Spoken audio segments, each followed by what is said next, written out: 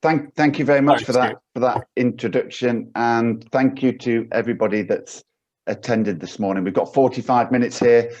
We'll be sharing our insights on what we're seeing and certainly some tools that we think could make a significant impact to your organisation. I'd originally planned to share 2 statistics from our industry, data quality, but I'm actually going to start with one that I heard yesterday, and that was that of everybody that was supporting charities prior to COVID, 27% of those are now either not making donations or have reduced the donations that they are giving. So 27% of those that were either now aren't, or they're doing less. Now, I know this whole week is about reflect, reboot and rebuild. Now, I think we could probably reflect on that 27%. I suspect many of you are reeling from it. What we're going to be looking to do here is share with you some tools that will help you to reboot and rebuild, and hopefully to regain some of those supporters that you may have lost over the last 6 months. I wanted to start with a poll, actually. In fact, before I do that, let's go back to those 2 statistics that I said that I would share. So the first is from PwC. You're probably all familiar with PwC, the global professional services and consulting firm. They recently stated that of all those organizations that invest in data quality versus those that don't, see a 31% increase in income and a 33% reduction in cost. So those that do versus those that don't, 31% increase in income and 33% decrease in costs. So that was PwC, so significant gains to be had. And the second insight that I wanted to share was from Harvard Business Review.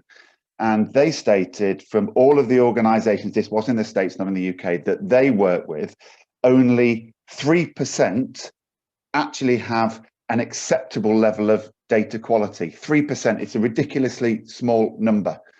And that leads me into the first question that I wanted to ask all of you. So Pete or Nabs, if you could bring the poll up. How confident are you that the quality of the supporter data that you hold meets your organization's needs? So if you could answer that, this will help us share the content as we go through. And Rob Frost, while we're doing this, I don't know whether Pete introduced Rob. Rob works as a consultant for us and works with many not-for-profit organisations from his role here in Loqate, but he's also got a lot of insights that he can share from his time when he used to lead the data strategy and data team at Oxfam. So there'll be a lot of content around recommendations. Right, so if you can complete that, we've probably had long enough, Pete, so if you could share the results from that one. Be interested to see. Okay, well, that's interesting. 56% aren't confident, but at least you have a view. At least you have a view and you know that you probably need to do something. I was actually expecting a greater number to be to not have an idea. So what we will be doing later on is providing a tool that will help you to get an idea on how accurate and complete the supporter information that you've got is. And then based on that, some tips and tricks to actually give you some confidence through improving the quality of the data that you hold. So interesting, and Rob, you'll probably use that for your session later on. Okay, so why have we got these insights? Why should you want to listen to us and attend this?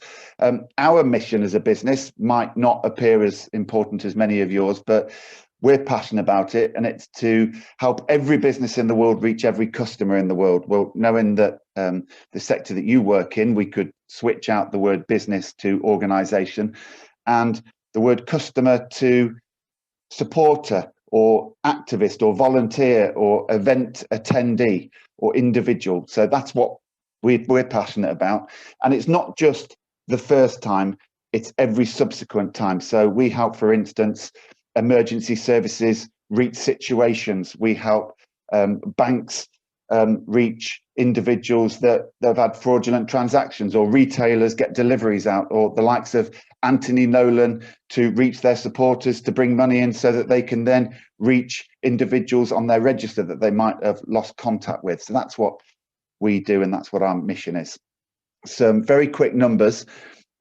What we do as an organisation, we go out to other businesses that have insight on individuals around the globe. So we have 500 different data sets on individuals that we bring into our business, and we serve that insight out through one platform. So we work with charities, for instance, that send us their, under secure portals and all compliant, obviously, with regulations, their databases that we can then verify and add additional insight to help those charities and not-for-profits then improve the way that they communicate with those individuals on their databases. We have 19,000 organisations across all sectors that use our technology, right from retail, banks, telcos, energy business, retail, through to public sector, emergency services, like I said, and not-for-profit organisations from sort of the top 5 or top 10, the likes of Macmillan, RSPB, Guide Dogs, right through to small hospices and local children's charities. And some numbers on the right, just to give you some size of scale. We have 25 billion records come through our technology on an annual basis. What did we want to cover in this 45 minutes? Well, 3 key points. One is around data quality and why it's becoming more important than ever. You'll all have your own views on that. And we thought we'd share, rather than just sharing what we're seeing not-for-profit and voluntary organisations doing in this sector, we'll actually share what leading organisations through the UK are doing and what we're seeing as best practice that businesses are doing. And then Rob's going to be sharing some recommendations from what we're seeing as best practice. And like I said, what he was doing when back at Oxfam. And then right at the end, we've got what we believe will be an exciting to you offer, which is a free offer, which is a tool that we're going to make available to you to access.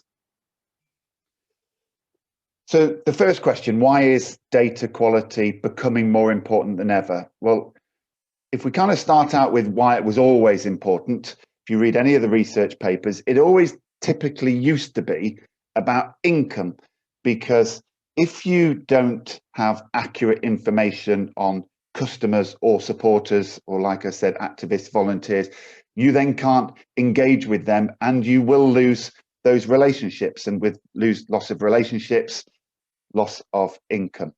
So that was always the #1 reason to maintain data, and it's still important today. The second most important reason always used to be cost. And you'll all probably feel this in, let's just think, mailing packs. A typical cost to send out a mailing pack to somebody can be 50 pence. And that's wasted if the individual has moved. And in terms of your fundraising centres, whether it be external or external, the cost of trying to communicate to somebody on the telephone or email is just wasted if you have incorrect details. So they were always the 2 most important. But what we're seeing now is it's actually risk. And I mentioned yesterday that a KPMG study recently said that 84% of chief execs are concerned that they're making bad decisions because they're having to make it on bad data. And interestingly, I received a question, if that's the case, why are so few chief executives interested in actually seeing data as an asset and investing in it? And we'll be talking about exactly how you can do that later on. The second is brand damage. Well, an Ipsos survey recently said that 57% of individuals would feel better about buying from a company or supporting an organisation if they felt that organisation took an interest in privacy and data compliance. There's nothing that shows that you don't care by sending out incorrectly addressed mail. Interestingly, the most complaints to the ICO at the moment are from incorrectly addressed email. They receive about 300 every single month on that. And then regulatory requirements. You're all familiar with GDPR, Article 5. Any personal information you hold needs to be kept up to date, accurate, and remedied where not. And if you're not remedying where you're holding inaccurate information, then you are at risk of an audit or a visit from the ICO. So that's typically what we see across all sectors. Knowing that I was speaking here today, I thought I'd have a look around to see what trends, upcoming trends, the voluntary sector and not-for-profit sector is going to be embarking on and embracing in the next 2 or 3 years. Some of you might, I mean, there's 3 lists there from 3 different papers that I read. Some of you might already be embracing these, but when I listed them and looked at them, I actually looked at them and thought, well, which of these rely on the foundation of accurate supporter information? And I highlighted those in bold, and if I don't want to talk through them all now, but put questions into the chat box if you want us to talk through any later on. How do you engage with supporters if you can't communicate with them? I mentioned yesterday that if you had 100 supporters sign up for a newsletter and make a donation today, you're only going to be able to communicate with 51 of those in 3 years' time, and I'll explain why that is shortly. Transparency, hugely important. You could be as transparent as you like, but if you're not presenting that transparency to those people that support you because you can't communicate with them, then that would be wasted effort. And then another one I'll pick out, all about augmented intelligence or artificial intelligence. It's back to that 84%. You could have the greatest artificial intelligence, but it will be making bad decisions if it's making those decisions on bad data. So I thought that was quite interesting. So it's becoming more important, but actually the problem is increasing as well. So I'm the bearer of 2 bits of bad news, I guess, here. We've always said, I've been working in this industry for 20 years, as has Rob, and we've always used the number of 20%. That's what consumer or individual data decays at every year. So it's that 20% that I get that 100 supporters signing up today. You'll only be able to communicate with 80 next year, 64 the year after that, and 51 the year after that, if you don't have processes in place to ensure that you hold correct contact information. Where does the 20% come from? It comes from the percentage of individuals within the UK that move home, the percentage of individuals that change jobs, and then, of course, mortality. So changing jobs is an interesting one. You might think, well, you interact with people at their home address, but just think about when you give out your business or charity email address or mobile phone number, and that's where we see that you get about a 7% degradation rate on emails and mobiles. But all of those numbers are increasing. More people are moving than ever. More people are changing jobs than ever. Mortality, thankfully, typically is a static number. Obviously changed recently. So that's what we're seeing, and so it's becoming a bigger problem. So our second poll, and Pete or Nabs, if you could put up the poll on this one, what are you seeing as your biggest requirement or challenge or opportunity when it comes to data quality? Do you think it's reducing risk in your organization? Would you see that the best benefit from it would be reducing costs, or would it be about increasing individual giving? Or maybe it's something entirely different that we've missed. And if it is, please put it in the comments so that we can pick up on it later. I said that my belief is that it's reducing risk. Let's see if I was right. I was wrong on the first one. We got enough in yet, Pete?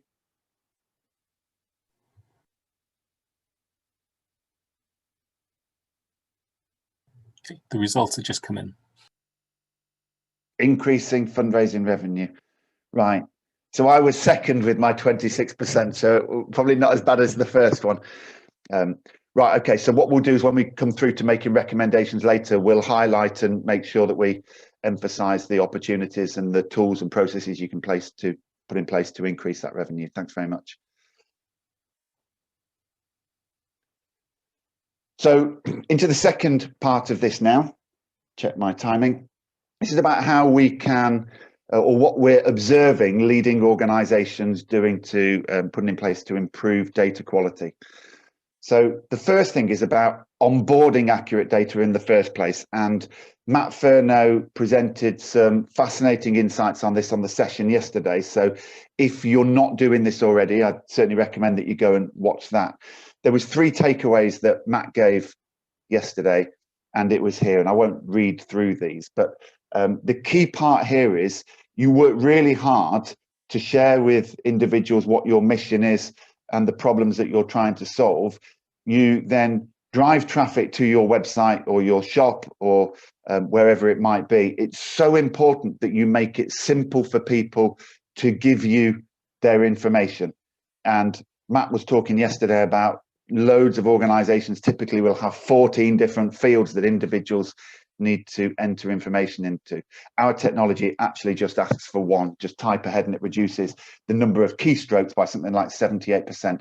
So that then reduces the number of drop-off where people just get fed up. So that's the first thing that we're seeing organizations do. Most organizations have technology to do this, but it's about reducing those keystrokes and reducing the people that just abandon the process. And the second part of that is, so you make it easy for the individuals, you also make it easy for you in that you capture that information in an easily digestible format that goes into your database. So it's very hard. Just think about when you doing your online shopping to find an organization now that doesn't have some sort of technology, but just think about how simple you can make that journey for individuals on your websites. The second is, and I'm going to give 3 examples here, is I've been doing this for 20 years, as has Rob. What most organizations used to do is think we need some sort of data quality process in place. We understand the importance. So we're going to implement one process, and that process will be used for all the individuals on our database. And what we're starting to see now is that organizations are actually not treating every individual or every segment of individuals in their database the same. And I'll give 3 examples. These happen to be large organizations. They could just as well be small, and I could have given some smaller examples. So the first, a major UK retailer, you'll be very familiar with them. 140 stores through the UK, a loyalty card, and a significant online presence. What they used to do is they used to process their database campaign by campaign. So for instance, if they wanted to send out a brochure to all of their loyalty card customers next week, they would send us all of their loyalty card customers. We would clean that database up, give it back to them, and then they would send out that campaign. And then next month, but they might be sending out to all of their home shoppers. So again, they would send us another data segment to their database. We would process that. A catalyst for change for them, they're migrating to a new CRM system, and they've now automated the process, which reduces an awful lot of effort on their time. But they're sending us their full database, which means their whole database now is accurate and ready to go for any communication they want to send out. That's reduced the time from 5 days to get a campaign out to 2 hours. It means they're sending out 10 times as many campaigns, and they've actually been able to increase the number of customers that they can communicate with by 8%. So by having this sort of automated process in place, which we support them with. So question for you is, what would it mean to you if you could communicate with 8% more supporters? The second example, again, you would be familiar with this brand. They're a major gaming provider, think bingo, as well as casinos. And their process was 7 million customers. They only used to ever clean their database when they had a problem. When, for instance, they were receiving too many complaints or too many mailing packs came back, and then they had a significant investment, they solved the problem, and then the problem just got worse and worse and worse over time. Interestingly, they recruited somebody onto their board that understood the value of accurate data, and this has now become a board level initiative for them. And interestingly, COVID, they had to shut all of their outlets, which meant that they wanted to drive a lot of their offline players to online, so that expedited it. Same thing as before, automated process. They have separate processes for their different types of players, and really important, and Rob will talk about this shortly, is they now have a weekly dashboard that the board sees on the progress that they are making against objectives in this area. Some numbers from them: they've reduced their mailing cost by £730,000 per annum. They've been able to re-engage with 250,000 customers, and you can work out the value to them there. And they now believe that they're compliant with gaming regulations and the ICO Data Protection Act within 16 weeks. And they're a fairly large organization. The third example, an energy provider. They always had onboarding on point. You have to as an energy provider. And that was because you need information to be able to provide gas and electricity.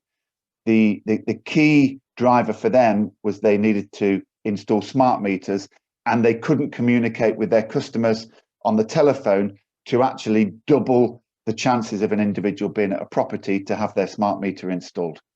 I'm conscious of time and I want to move through to Rob's bit, so I'll allow you to read that slide and then move through. The third thing that we're seeing follows on from what that gaming business was doing, is the importance of measurement. What gets measured gets done, and organisations across all sectors, and certainly the leading ones, are starting to benchmark now. So Rob, if I could pass through to you to talk through what a great example is here. Yeah, thank you, Stuart. Morning, everybody. I'm Rob, a data consultant here at GBG Loqate. Data is an asset, and like all assets, it needs to be managed. Supported data rates, as you've just heard, by up to 20% per year, and 11% of people move home. So to put that into context, a database where you can direct mail 100,000 supporters this year, next year, only 89,000 people will receive that mailing. Therefore, like any asset, it depreciates, it needs to be maintained, and in order to keep your data fit, healthy for purpose, and use it smartly, it needs to be measured. And data is one of those assets that permeates the entire business. Everyone within the organization is able to contribute to the quality of data, and therefore a great way for everyone to understand its importance and how it is performing is through a dashboard. Dashboards need to be succinct, and they need to be able to allow users to rapidly find the important information they want. And to do this, the designer of the dashboard needs to understand the audience, and it needs to understand the information they wish to digest. Now, this dashboard in front of you now is just an example of the types of information our clients are sharing internally. At the top right, we have the main metrics such as supporter volumes and the value of data. Many companies I work with see data as essential, but they do not measure its worth. And ascertaining this worth helps justify the cost of maintenance and investment. Also in the top right, we can see the benchmark position and other charities or other companies within this sector. And Stuart will lead on to that and discuss that in more detail in the following slides. Data objectives are important to set, and in the bottom left we can see the performance against these objectives. These objectives may report on opt-in rates, volume of data and accurate data, return on investment and return on campaign performance. It may also contain scores and other data items to help users understand how data quality is moving over time and help them to understand how their efforts are contributing to that data quality. Finally, with dashboards, it's important that there's some annotation within it, thoughts, opinions, and facts as to what has happened and what is happening, to create a data story, essentially. Many users will work on an exception basis, and so it's the commentary is there to advise them and to support their initial judgments. So to summarize this slide, better decisions are made from better data. Thanks, Rob. Thanks, Rob. So Rob just talked there about the way that we help our customers to understand how their overall data quality for everything that they hold compares against other businesses, because that's quite useful. And that was why we had the poll at the start. Do you have any idea, or are you not confident or confident? So we actually provide an index score to everybody that uses our services, where we'll basically say you're in the top 10% or the bottom 10%, and you can measure on a sort of quarterly basis or every time that you refresh or use our services. So that gives confidence where you are overall. Now, so we've been doing this for a couple of years, and I want you to think now, well, I'm going to tell you where charities sit in this table. For all of the charities, it's all anonymous, obviously. Just start thinking about the different businesses that you use. Would you think that car dealerships would have the most accurate information, or banks, or retailers, or telcos, or public sector? And you might be surprised what the table actually looks like. I'm not going to go into this in too much detail. The key point there is charities are just below average. The average score is 790, and Charities are just underneath that, but middle of the road. I don't know how you'd think and whether you would expect that. I guess a question for you is, if we were to create a similar score, a similar table for Akivo members, where would you sit in that? Would you be at the top or at the bottom? So let's ask that question. If we were to run a league table for all Akivo members, where do you think your overall data quality would sit on a league table? The bottom quartile in the bottom 25%, the middle half, the top 25%, or would you have no idea? And then Pete, if you could share those results when they come through. I'm not going to say what I think it is because I've been wrong on the first two and I'll be wrong on this one. The middle half, hedging bets. Okay, right. Well, it's good to see that some organisations think that they'll be at the top quartile. That's encouraging. 29%, no idea. Right. Well, I said at the start about at the end, we're going to give you, we've got an offer to make. For free, we're actually going to offer our services to provide these health checks to all Akivo members, where you can actually see where you are, whether you are in the top 25% or the bottom 25%, and give you that idea. So we'll explain how to do that later on. And thanks for completing that. So what would we recommend based on everything that we're seeing? You could do some quick wins and some bigger ones to become a leader. So back over to Rob now. Thank you, Stuart. And I realise that we're running slightly out of time, especially for questions and answers. So I'll fly through the next few slides pretty fast. In this section, wanted to outline some recommendations to help you become more adept and a leader within data quality. And firstly, top left, the value and importance of data needs to be understood by the board, by the senior management team, by the trustees, etc. Just like any company-wide initiative, they need to sponsor it, they need to promote it, and they need to lead by example. And that's things such as setting the direction and the vision, the strategic objectives, allocating, setting clear roles and responsibilities, putting in place the necessary resources, and also establishing the necessary infrastructure. As I mentioned on the previous slide with the dashboard, measurement is really important. It's that old adage, what gets measured, it's managed. Therefore, you need to establish processes to measure data now and measure how your data changes over time. And it's this change over time that helps you establish a return on investment for your data quality initiatives. In the bottom left, we have benchmarking. Understand the quality of your data and where it sits against other companies in your sector. Just provides a more holistic understanding of how you are doing. What I did is actually, I did this internally when I worked at Oxfam. So internally benchmarked the data, the quality of data across the different supporter types on a quarterly basis. And I started to share that information with the relevant teams, be they activist teams, product teams, major donor teams, etc. What that did is introduced a bit of competition because nobody wanted to be bottom of the table. But what it also did, introduce a bit of fun, and it allowed data quality to permeate into the plans of those particular teams. Now, if we look at the top right, you've probably heard of the golden rule, which is treat everybody as they treat you, which from a business point of view, essentially means treat all supporters the same. And the platinum rule is slightly different. It states do unto others as they want done unto them. So essentially treating people and supporters differently. And a lot of this starts, we know this is true. We've seen the research, we've seen the metrics. We know that ensuring that offers, messages are relevant to recipients just increases response rates, conversion rates, brand awareness, etc. A lot of that starts with personalization, and therefore ensuring name and address, email and phone numbers are accurate is vital. Open rates dramatically fall off if the recipient's details are not right.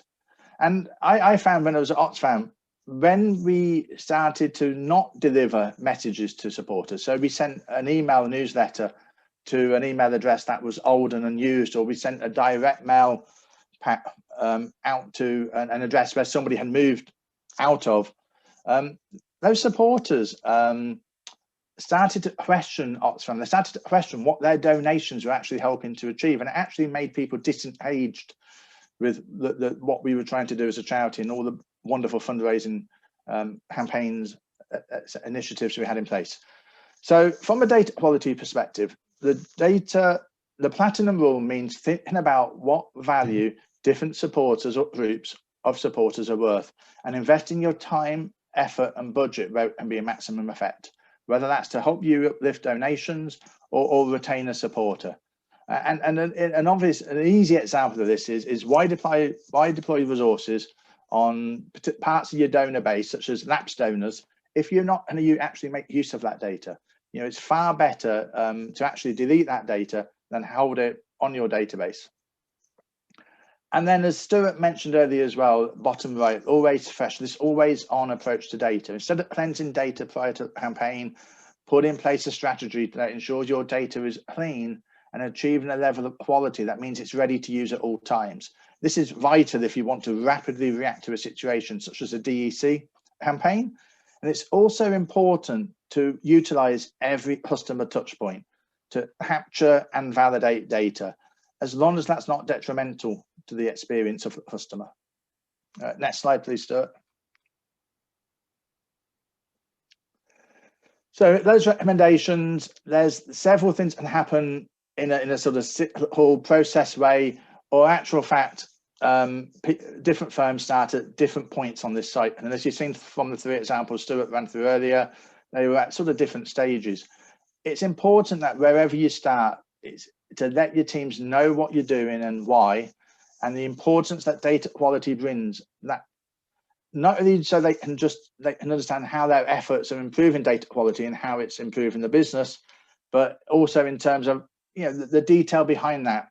How many more supporters are you able to stay in touch with? How much wastage are you reducing? How has analytics improved? How has operational efficiencies improved? And how is it helping you adhere to GDPR? Next one, please, Stuart. And one of the themes of this presentation, Stuart and I wanted to share, and you've heard already, is that not all data is equal, in the same way that not all customers are equal. And this slide lists the supporter types from my time at Oxfam. I applied different data quality strategies to different groups in order to maximize the benefit and the investment and to align with the campaign plans. This meant applying different data quality services at different times in different frequencies. And whilst this sounds like a lot of effort, being planned, using automation, dictating the outputs and establishing the processes to apply these outputs meant that the amount of time and effort needed was actually not that much. Next one, please, Stuart. Thank you. Final slide from me, some secondary thoughts around data quality. I think the first thing is, like any business initiative, quick wins, easy wins are a great place to start. Therefore, I would always start with a data audit or a health check report, as we name them within Loqate. They're a great way of identifying those easy wins, and they're a great way of identifying data that's in need of urgent attention. They also will tell you how your data is. I noted from the surveys, you're not sure in terms of how your data quality, how it sits. Is it great? Is it poor? Is it bad? Data health checks allow you to understand the different component parts of your data in terms of emails, addresses, deceased, etc., and understand where you're doing well and where you're falling slightly behind. One of the best ways I found of improving data quality was to incentivize teams, and within financial services, I actually incentivize outbound and inbound telephony teams to capture, to make sure that the name, address, email address, phone numbers, etc., were part of the security checks. That just meant that those sort of questions were asked at the very start, and everybody understood the importance of asking those questions. Simple measures such as changes in email deliverability, the amount of returned mail, RPC rates, all can be implemented quickly. So I would say with any data quality, head off to a flying start, choose the easy stuff first.